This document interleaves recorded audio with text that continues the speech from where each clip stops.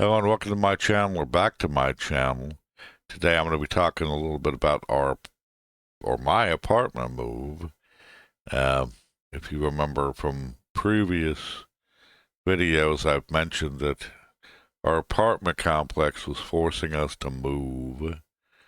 They decided they want to renovate, make all the units the same style and all that. Or they said structural changes.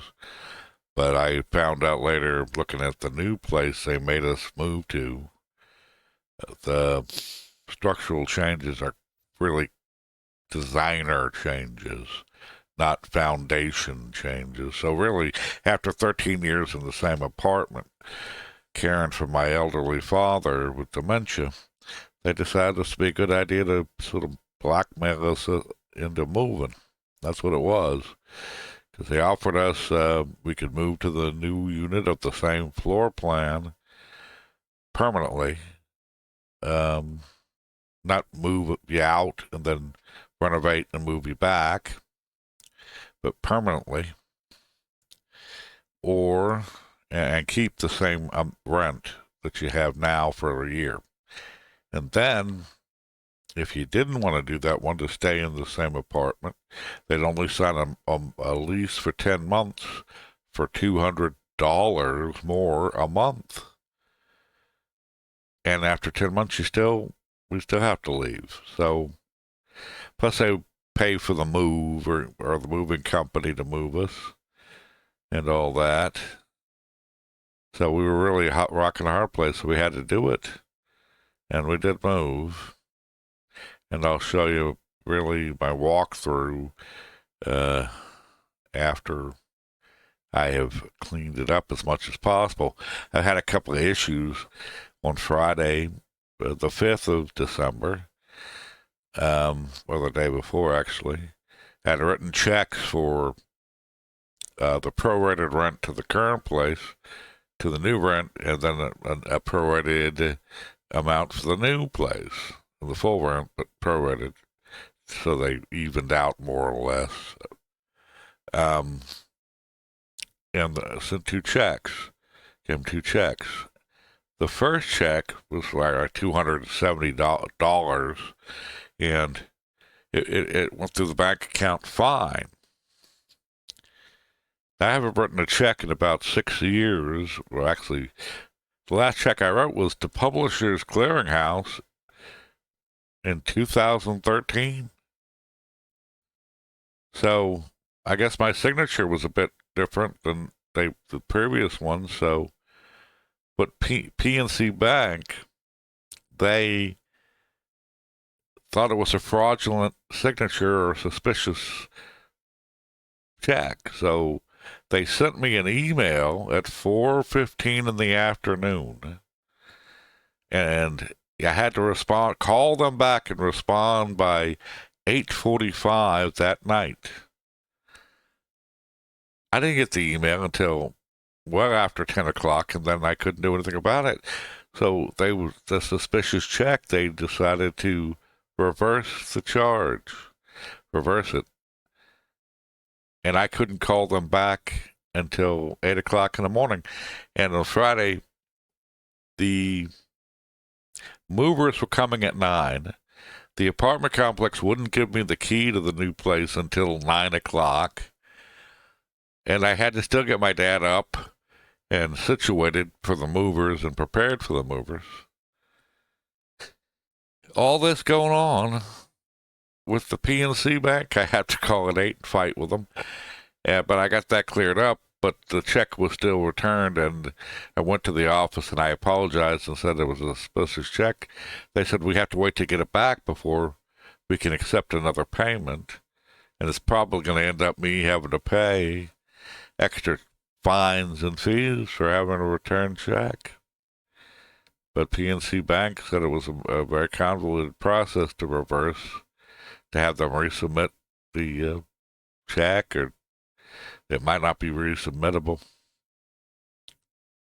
So anyway, I was stressed all night about that. So anyway, the mover did come. I got the keys, mover did come, and we went through the whole day.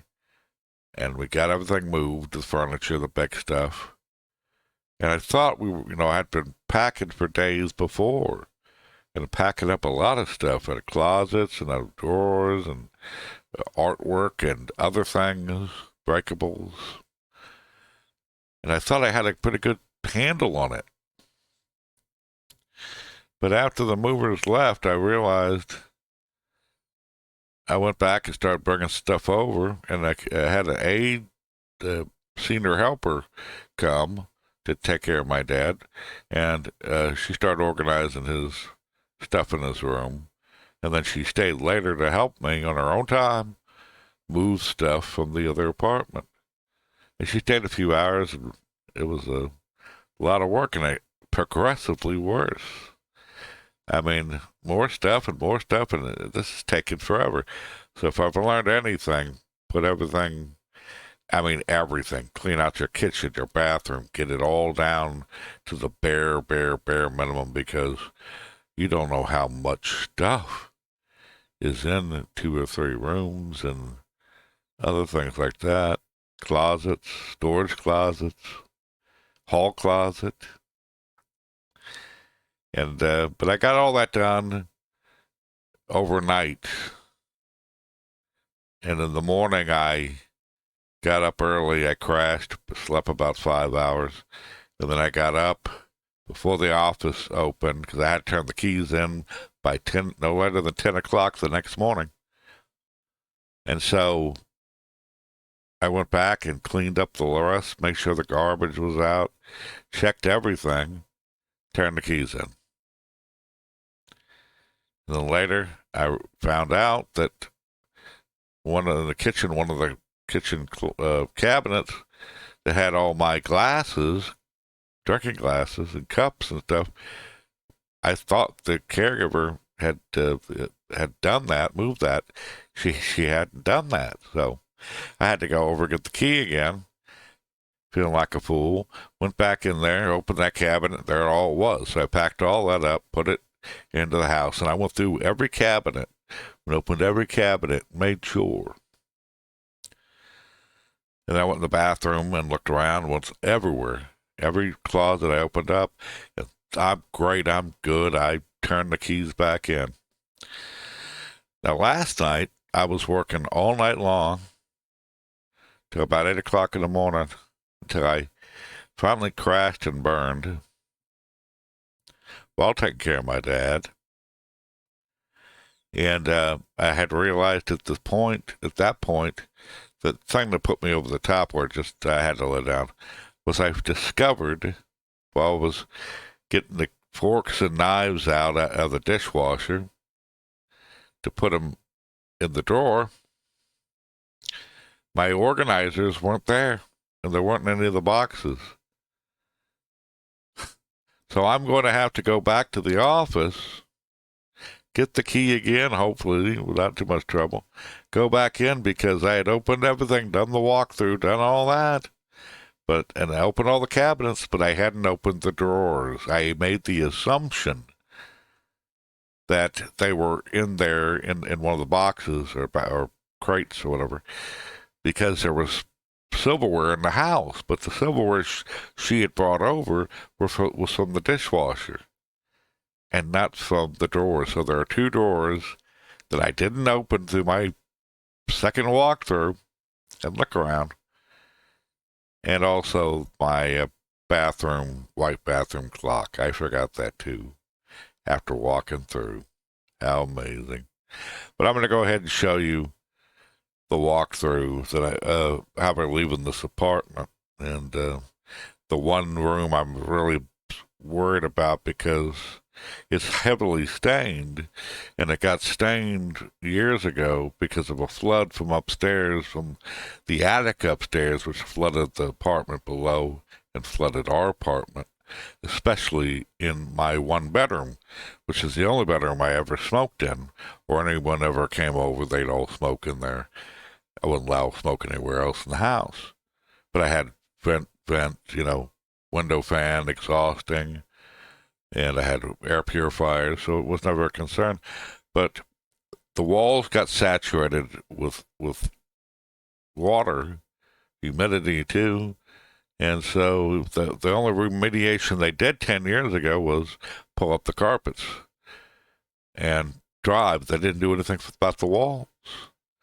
So sitting in there smoking, it streaked the walls badly, and it began to absorb in any amount of cigarettes or smoke or whatever, or the cigarette smoke that had already been there. And I think they're going to try to make us pay more because of the remediation of that, but this was 10 years ago, and I asked them to do it, and they wouldn't do it. They refused to do it, and a lot of things they refused to do over the years. We'd have backup sewer line that backs up into our house and backed up through our HVAC, and 2 times a year for the last 9 years, we've had to have our hall carpet pulled up, padding pull it up, the dryers, big dryers put down, dried it off the place, before they could put down new carpeting, which turned out to be, in the end, it was different carpeting than the rest of the carpet because they ran out of this carpeting. So they had to go with a different type. So that humidity was always in there. And so that room never recovered, and there was nothing I could do about it. And they wouldn't do it, so but now they might be making a stink about it. But anyway, I'm going to show you to you now the walkthrough. Here we go down the hall. So we just moved up the hall. The next door over. A reverse of our apartment it was supposed to be. But there have been some strange, same size, same floor plan, but slightly odd things, changes, designer changes that didn't make any sense, and rooms are different size. Like these things here that you see, separating the dining room, they took those out, made open concept. Makes the place echo like crazy. So anyway, here I am looking around the dining room, and you see after 13 years, we took pretty good care of the place. They're going to have the little stuff in the kitchen. It's okay. And not perfect, but I was rushing to get out. And most of the scuffing, I had to get this, left that one in. I'm always forgetting something apparently. And the drawer right there by the fridge, that's where my utensils are. And I'm looking right at it. Why didn't you open it up, you dummy? And I didn't clean out clean the refrigerator, all this. I mean, they told me they're gutting the place and they're going to do all these structural renovations. Totally got the place. So that's the reason they're telling us to move. And you can see here the carpeting is different from the other carpeting. It's much thicker. Because the hall, right here where the vent is, with that little closet, that's the HVAC closet, and that's where the water would pool out, spray out, and it would saturate the whole carpet. It would flood my bathroom too, which comes out into the hall, flood that. We had that replaced many times. And I had other issues over the years I just wouldn't address. Like this here, I asked him repeatedly to fix this. You can zoom in, you can see the wear and tear on that. But, but overall, it's pretty good after 13 years. And you can see some staining on the wall. That's just from this winter. We had snowing outside, if you can see. And I don't know where this came from. That was never there before. And there's some on the back of the wall up the piece. So, that's more or less how we left the place. And it's old stuff. It was Old sinks, old toilets, old shower stalls that were not new when we moved in, but we kept it pretty nice. See, there's no damages.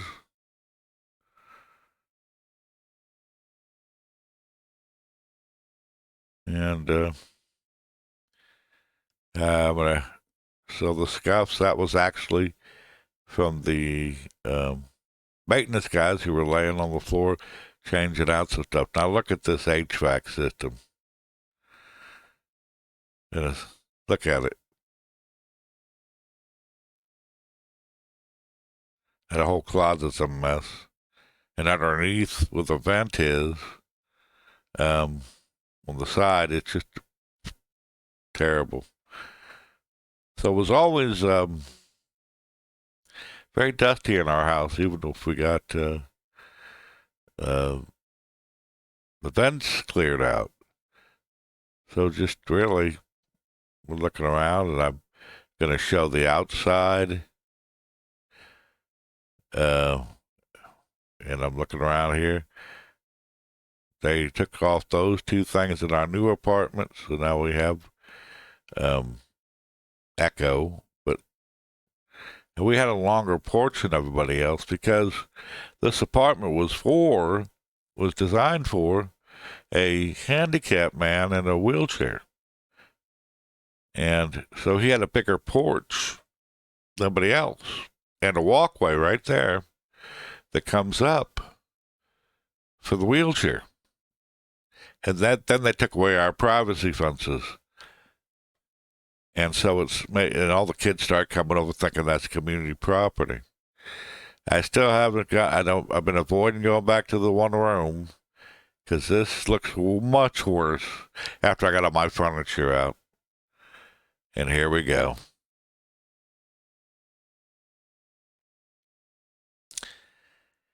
Look how bad that is.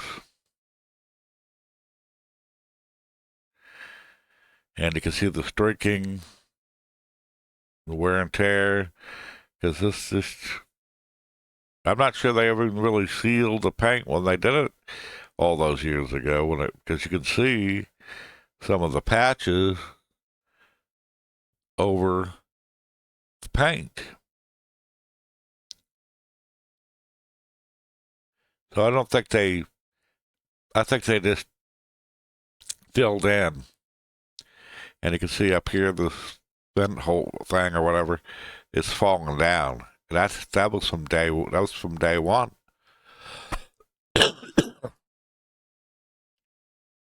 And yes, but and all this from the high humidity, see the streaking that came up, and you see what's coming out of the vent. And so they're going to try to probably give me some argument over that, even though they're going to say it's more than normal wear and tear. But it's not. It's the flood that happened, and see more of the things. But the flood that happened that came through the attic was because the soffits on the outside of the building were blocked up the ventilation. And so snow and ice built up in the attic, and then it broke through my upstairs neighbor's apartment and flooded them, melted and flooded them, because all the heat rising melted all and flooded them, and it flooded us, and it hit my bedroom worse than everybody else. It hit the hall and my bedroom, and thankfully not the main room. And so this is pretty much how we left it. And you can see the rest of the house is immaculate, more or less. And, well, that's how we did it. I did it, and I made sure to do a video walkthrough, and I made a video walkthrough of the new place, zooming into every imperfection and pointing out and saying, this isn't new equipment in the kitchen. This is not. This is used. This is old. This doesn't make any sense. The rooms are different shapes, and it's reversed. So you think it would be a direct reverse. No, it's very different in how the kitchen's smaller, the dining room's bigger, and the missing little walls there. And it echoes, and no carpeting in the hall. The only carpeting is in the bedrooms. And I found out later that the tile they used in the new bathrooms, in the shower and all that, the suction cup handholds won't hold because they're porous. And the carpet in the bedrooms is thicker than the other compartment. It's not flat. So when I put down pads, absorbent pads and stuff, they start sliding around when my dad, take care of my dad, and it's sliding around. So I've got to buy a bunch of stuff. The grips won't work, so I've got to have the VA come out and maybe the physical rehabilitation, not physical rehabilitation, but, assessment. Maybe we can figure out how to get something in here so he can be safer, my dad. But the apartment complex might not let us screw in safety poles and stuff. What they did is they changed they put up these tiles. They took away the rail that was in there for your towels and for hang things to dry. Probably because they don't want you drying anything in there. In the tub, on the wall of the tub, and all the shower stall. And it's just everything. It got rid of medicine cabinets, no medicine cabinets. A lot of different changes here. So it's going to be a long, long week.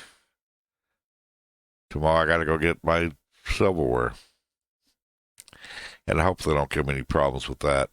Then I've got to take care of that return check, suspicious check. And then I got to go through all the usual stuff. I got to go to the DMV and change my dad and my IDs, but I can't take my dad there because he's got Alzheimer's and he won't be able to function. And so, and I got to update everybody else and unpack everything.